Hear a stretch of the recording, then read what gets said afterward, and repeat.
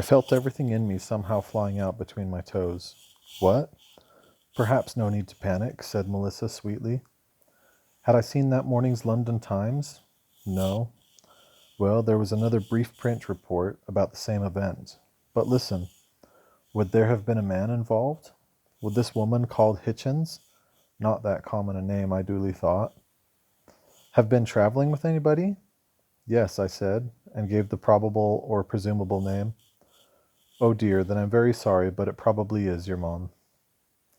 So the rather different and wispy ex-Reverend Brian, so recently my guest at dinner, had bloodily murdered my mother and then taken his own life.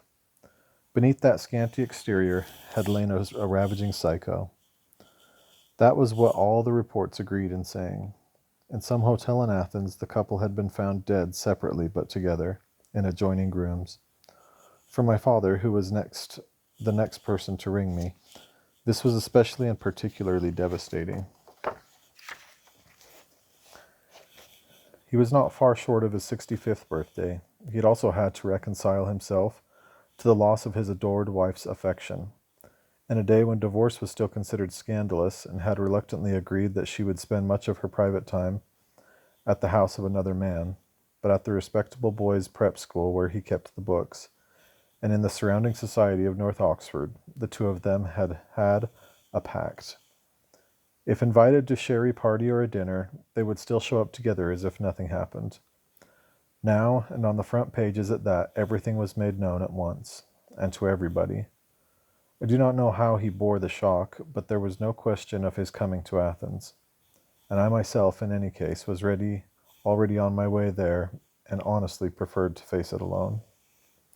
This lacerating, howling moment in my life was not the first time that the private and the political had intersected, but it was by some distance the most vivid. For many people in my generation, the seizure of power in Greece by militaristic fascists in April 1967 had been one of the definitive moments in what we were retrospectively to call the 60s. That a Western European country, the stock phrase cradle of democracy, was seldom omitted. Could have been hijacked by a dictatorship of dark glasses and tourists and steel helmets and yet remain with NATO. The whole idea made a vulgar satire of the Cold War propaganda about any free world. I had spoken at the Oxford Union alongside Helen Vlachos, the heroic publisher of the Athens daily paper Kathamerini, which had closed and padlocked its doors rather than submit to censorship. I had taken part in protests outside the Greek embassy, and passed out numberless leftists echoing Byron's line that Greece might yet be free. And then, almost as my mother lay dying, the Athens junta had in fact been overthrown, but only from the extreme right, so that its replacement was even more vicious than its predecessor. Thus it was that when I first saw the city of Pericles and Phidias and Sophocles, its main square was congested with dirty gray American-supplied tanks, and its wine-dark sea at Faleron Bay and Swanyon full of sleek shapes of the U.S. Sixth Fleet. The atmosphere of that week at the end of November 1973 is instantly accessible to me, and in an almost minute-by-minute way. I can remember seeing the students yelling defiance from behind the wrecked gates of the rebellious Athens Polytechnic, after the broad daylight and undistinguished massacre of the unarmed anti-junta protesters. I can remember meeting friends with bullet wounds that they dared not take to the hospital. I recall, too, a party in a poor student's crummy upstairs apartment where those present made the odd gesture of singing the Internationale almost under their breath, lest they attract the attention of the ever-prowling secret police. My own notebook still contains the testimony of torture victims, with their phone numbers written backward, in my clumsy attempt to protect them if my notes were seized. It was one of my first forays into the world of the death squad and the underground and the republics of fear. With Yvonne lying cold, you are quite right to ask, but it turns out, as I found in other ways and in other places, that the separation between personal and public is not so neat. On arrival in Athens, I had, of course, had of course gone directly to meet the coroner in my mother's case. His name was Demetrios Kapsaskis. It rang a distinct bell. This was the man who had, without wishing to do so, taken a starring part in the greatest of all 60s movies. Z, in this filmic political masterpiece by Konstantin Costa Gavras Kapsakis, testified that the hero Gregory Lambrakis had broken his skull accidentally in a fall, rather than having had it smashed by a secret police operative. Sitting opposite this shabby official villain, and trying to talk objectively about my mother while knowing what was happening to my friends outside on the street, was an education of a kind. It was the same when I had to go to the local police station for other formalities. Captain Nicholas Balaskas faced me across the desk in a forbidding office on Lecca Street, which displayed the blazing phoenix, the compulsory logo and insignia of the dictatorship. At the British Embassy, which was then run by a genial old diplomat whose son had been with me at Balliol, I had to sit through a lunch where a reactionary creep of a Labour MP named Francis Noel Baker gave a lecture about the virtues of the junta, and the first but not the last time I was ever to hear those two arguments in combination. Both denied that it tortured its prisoners, while asserting that it would be quite justified if it did do so. I then had a strange moment of mourning, which helped remind me of what I obviously already knew, namely that my own bereavement was nothing unique. In a run-down restaurant near Syntagma Square, I endured a melancholy lunch with Chester Kalman, this once golden boy, who W.H. Auden had feared might be the wrong blonde when they first met in 1939, had since been the life partner and verse collaborator of the great poet, the source of much of his misery as well as much of his bliss, and the dedicatee of some especially fervent and consecrated poems.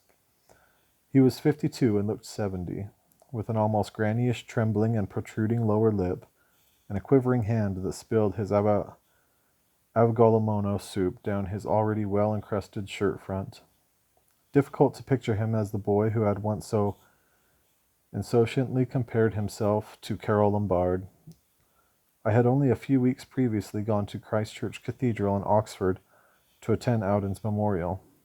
My dear friend James Fenton, who had been a protege of Auden's and a sometime guest at the Auden-Kalman home in Kirchstetten, had just won the Eric Gregory Award for Poetry, and decided to invest the prize money in an intrepid voyage to Vietnam that was to yield its own poetic harvest. So I had gone back to Oxford in part to represent him in his absence, as well as to witness a gathering of poets and writers and literary figures, from Stephen Spender to Charles Monteith, discoverer of Lord of the Flies, who were unlikely ever to gather in one place again. Kalman, who had about 2 years left to live, was not especially desirous of hearing about any of this. "I do not wish," he said slurringly, "to be thought of as Wystand's relict."